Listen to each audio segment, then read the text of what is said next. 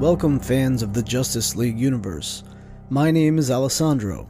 This podcast provides analysis of the DC films produced by Warner Brothers. This episode was written by myself, Sam Otten, Rebecca Johnson, and Sydney. You can find us on Twitter at Ravern, at OttenSam, at DerbyKid, and at WonderSid. You can also follow the show on Twitter at JLU Podcast. In this episode, we cover Scene 32 of Wonder Woman, in which Diana and the group storm Veld to rescue the villagers. The scene is filmed at Luton Hoo in Bedfordshire. Sam pointed out how incredibly British-sounding this location is. This is an important scene because it is the first time Diana acts as a hero to save people. In the last scene, we saw her unyielding bravery in the face of unfamiliar weaponry, whose destructive nature she had seen firsthand with the death of Antiope. Although she parades into no man's land without hesitation, she is not careless and must be aware she is putting herself in danger. I wouldn't say she is necessarily fearless, but rather courageous in the face of danger. This scene is a nice continuation of that heroism and action, with very little break in between. Here we see her in the act of rescuing the oppressed and enslaved villagers with the help of the Oddfellows. When Diana first arrives at Veld, 3 soldiers spot her and start firing. However, they quickly retreat, even after Diana and the others take cover. It's possible the soldiers were making their rounds and simply caught sight of the unfamiliar group who didn't belong, so they started firing on them. More probable is the soldiers were radioed by the men in the trenches about an overwhelming force penetrating their defenses and moving toward Veld, and these soldiers were coming out to investigate, only to retreat upon seeing the strangely clad Diana with the Oddfellows. The immediate response of artillery Diana is met with when she enters the village suggests the soldiers were expecting the attack. Of course, as soldiers of war, it would also make sense for them to be ever diligent of any potential attacks. Diana tells the Oddfellows to stay while she goes ahead. She heroically puts herself in harm's way while keeping them away from danger. Their reaction is great as they look at each other with disbelief. Steve especially looks like he's thinking, "You heard her," as he nods to the others. Another layer to the sequence is that in the siege of Themyscira, it was Steve Trevor who told Diana to stay while he ran into battle. And just as Diana didn't listen, Steve too will rush in with the others.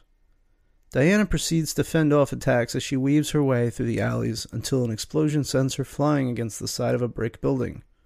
But she turns the tables and uses the impact as a foothold to launch herself into the adjacent building. She crashes memorably into a room with German soldiers, reminiscent to how Batman crashes through the windows into the warehouse in Batman v Superman: Dawn of Justice. She performs a hero landing, emphasizing her heroics, and takes a moment to look around and assess her surroundings with her defenses up. The music and sounds drop dramatically to emphasize the music once it starts up again. This contrast makes the electric cello more pronounced and powerful as it wails the Wonder Woman theme introduced to us in Batman v Superman: Dawn of Justice. While No Man's Land was a powerful scene, it makes sense they focus more on the Amazon theme for that scene and save this theme for the fighting in Veld as it fits better with the fast-paced action. Diana quickly uses the table as a projectile to reach the soldiers away from her. At Four-Eyed Raven on Twitter noticed how Diana kicking the table from left to right on the screen and taking out a couple of guys against the wall is very similar to how Bruce threw the crate in the warehouse scene of BVS. Many have compared this fight sequence to the Martha rescue by Batman. In our opinion, it's not quite to the Batman level, whose fight involves more storyline and has more well-written moments. We believe that sequence has more ebbs and flows in the fight, but there is still really high quality here in this battle. There is definitely some good choreography, including memorable sliding movements, acrobatics, and the rifle breaking across Diana's back, which continues the motif of her destroying weapons of warfare. She uses her gauntlets and her shield, and at one point even her boots to deflect bullets. The shield, normally used for defense, is also used as a weapon to strike the soldiers with, because sometimes the best defense is a strong offense, a notion which this siege on Veld encapsulates. One soldier gets thrown out of a window, which provides for a nice link between and transition to the Oddfellows scrambling in the alley, who see part of the impact of Diana's attack from the outside as the man falls to the ground. The guys scurry past, taking advantage of the distraction Diana is creating. Clearly they did not stay put as Diana told them to, further sign that they are all heroes, choosing to act and do something to help, where just a couple of scenes earlier we saw them urging Diana to turn a blind eye. Diana certainly has helped to inspire them with her unimaginable abilities and leadership.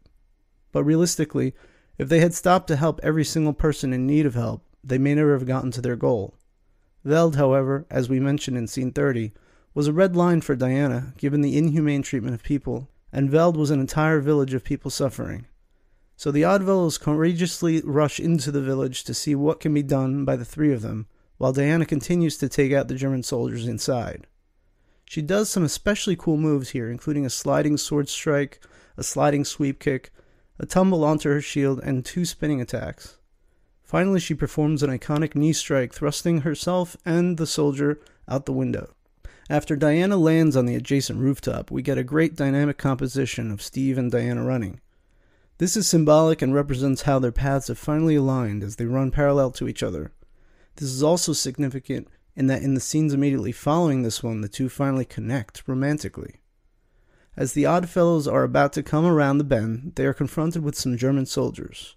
Here, with his back against the wall, we start seeing hints that Charlie may not be quite up to the task at hand.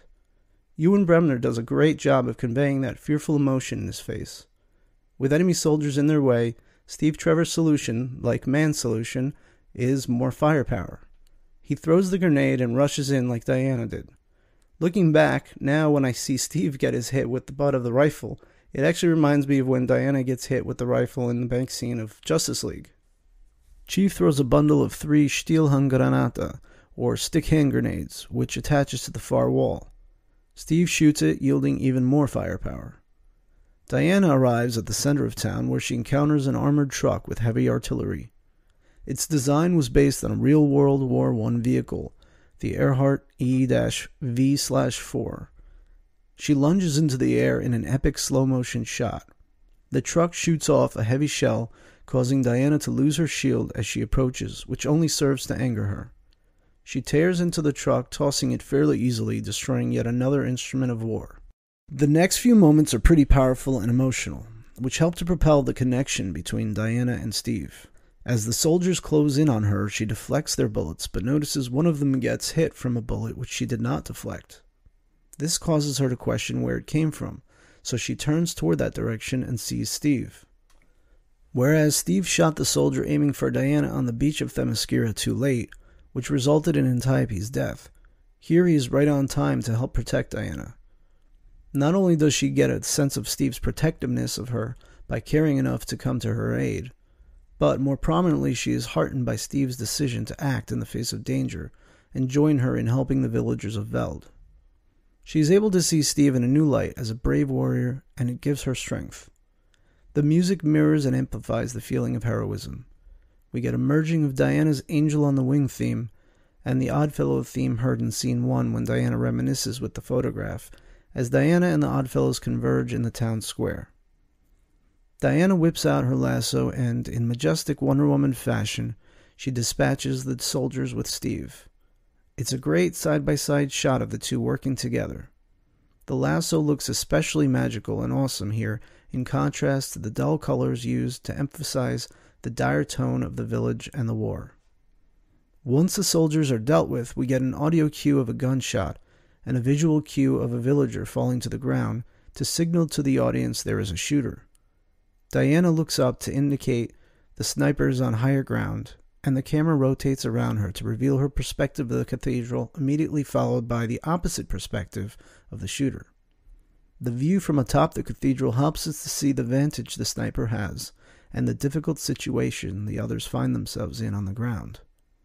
Each character has their strengths, and this situation is an ideal one for Charlie's, who Steve recruited for his marksmanship. Unfortunately, Charlie can't bring himself to shoot due to his PTSD, but he's able to look through his scope, which is useful several times in the future. Fortunately, Steve sees a large plate of metal, which may have come from the destroyed armored truck, and remembering Antiope's shield leap on Themyscira, devises a plan. Like in No Man's Land, the team works with Diana, but it's definitely her leading the way. With the help of Chief and Samir, they use the metal plate to propel Diana into the air to reach the sniper. The entire siege on Veld is filled with moments that hark back to the beach battle on Themyscira, and this one is the biggest payoff. It works on many levels. There's the obvious visual callback of Diana leaping off the metal plate like Antiope did off the shield.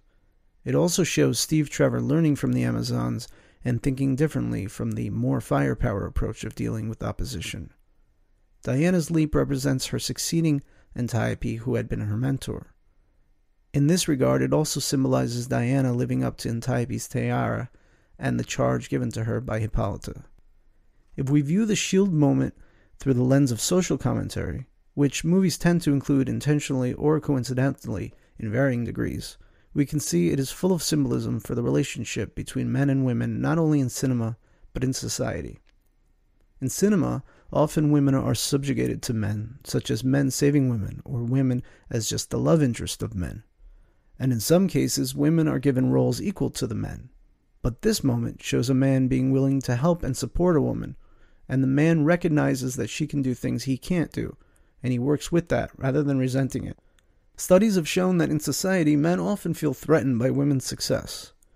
One such study, published in volume 41 of the Sage Journals, demonstrates this sentiment by showing that men engage in more assertive behaviors towards women in superior roles, and will exhibit less assertive behavior toward women who are team players, rather than women who are assertive and ambitious.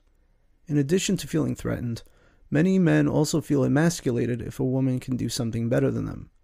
This has breeded a culture in which women feel they must or are forced to hide their abilities or intelligence. 2 professors from Brock University in Canada have been researching this complicated dynamic. In their book, Smart Girls, Success, School, and the Myth of Post-Feminism, they interviewed 71 boys and girls aged 11 to 18. These interviews showed that girls found they needed to dumb themselves down to be popular and liked by boys, while boys wanted to be seen as naturally intelligent. Although these prejudices exist in society, this moment with the shield shows that men should feel okay to work together with women, even if it means being the launch pad for women to go above and beyond, achieving something that the man couldn't do himself. After taking out the sniper, Diana emerges on top of the church, and visually it is just her in the frame with smoke flowing around and behind her. This is the first part of a visual contrast that will come later when she is surrounded by the poison gas in Veld. They visually link the 2 reactions of Diana, first with her joy and second with her grief. It also shows the complexity of war because this act in taking out the sniper was a violent act, but a cause for celebration. And then later, the poison gas looks similar in some ways, but of course is viewed by Diana and by us as utterly horrific. That's our analysis of Scene 32 of Wonder Woman. And before we move on to the celebration in Veld, we did want to mention a few cool things that one of our listeners noticed about these last few scenes, in the trenches, in No Man's Land, and then here in Veld. These are from Omesh Singh, who we interact with on Twitter as @PrimeEarthMook. First, in the trenches, Steve says that no man can cross no man's land. And while we of course addressed this gendered phrase and how Diana would bust through it, Omesh made an additional connection, back to Scene 16 on the boat when Steve said that there wasn't much they could do about the war, but they could try to find the men who can. Diana, back then, says she's the man who can, and by the end of the movie, Diana will end up busting through that gendered presumption too, just like she does in No Man's Land. Second, Steve yells Diana as she is disregarding his guidance and climbing up out of the trench toward battle. Omesh noticed that this was similar to how her tutor yelled Diana back in Themyscira when she was running toward where the warriors were training. Third, in the Battle of Veld, Omesh noticed that Wonder Woman on at least one occasion was holding her sword by the blade instead of the handle, so that she wasn't unnecessarily killing German soldiers, but she was able to take out their weapons and incapacitate them. And fourth, when Diana leaps up toward the clock tower to take out the sniper, she has the same pose and is shot from the same angle as at the very end of the movie when she leaps out over the Paris skyline. So just as she has fully embraced the role as Wonder Woman in Veld, she concludes in the present day by re-embracing that public role, ending her 100 years of reticence. So thanks, Omesh, for those insights. And as always, we thank all our great listeners. And thanks to the Suicide Squadcast and Man of Steel Answers for your podtastic inspiration.